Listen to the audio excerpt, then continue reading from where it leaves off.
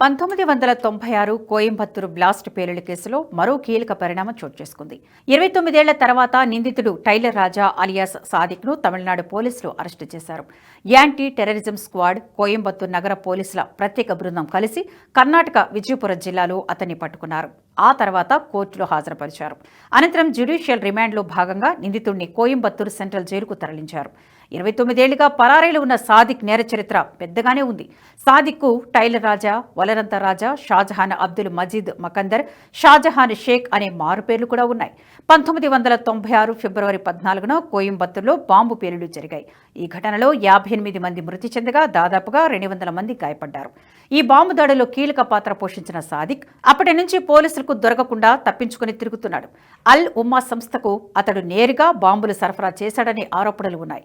Coimbatore bomb పేలుళ్ల కేసులో మొత్తం 181 మంది నిందితులు ఉండగా వారిలో సాదిక్ నెంబర్ 178.